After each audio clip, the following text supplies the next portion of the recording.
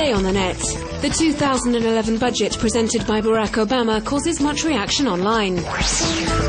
An international agreement destined to protect intellectual property rights concerns web users. And a British gangster who led his gang from his prison cell via Facebook.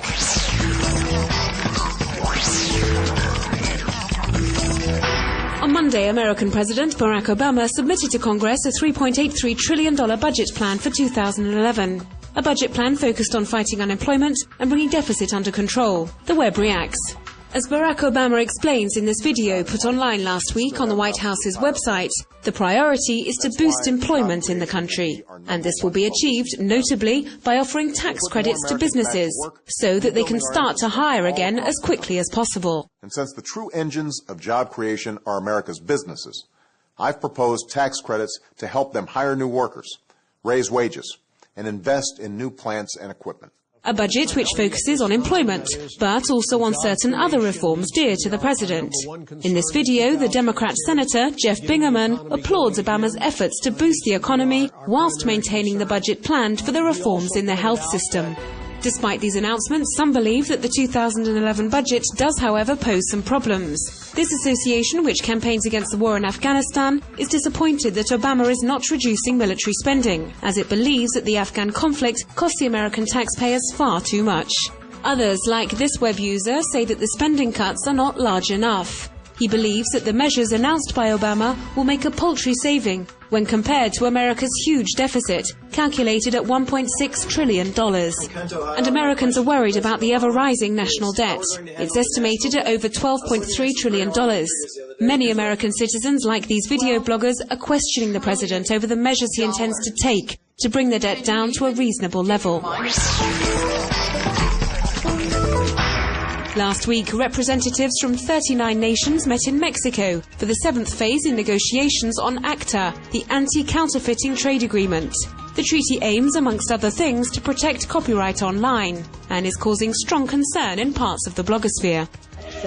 For many, like the creators of this video, if the treaty was adopted, it could damage individual freedom on the web. They believe that ACTA is assimilated with potential censorship on the web.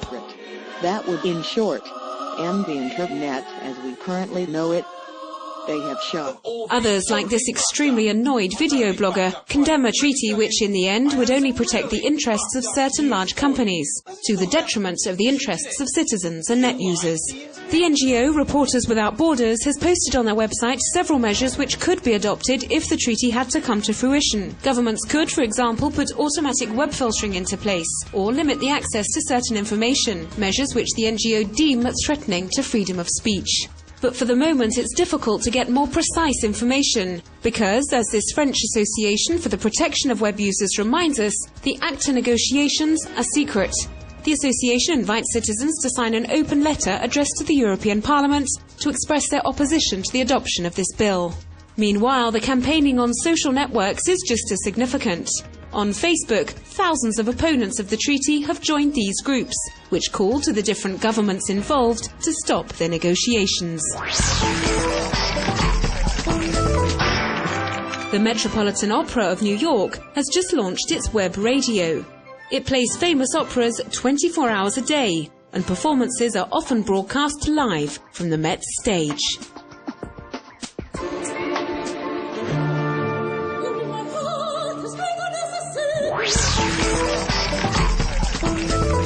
Colin Gunn is currently serving 35 years in prison in Great Britain, but he continued to head up his gang from his prison cell via Facebook. The prison authorities had in fact allowed him to connect to the internet, a connection which he used to manage his drug trafficking. His account is now closed.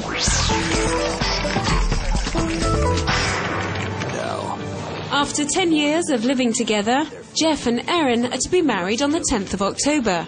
And here's the invitation this Australian couple have sent to their friends and family. A video worthy of the trailers from the biggest Hollywood productions.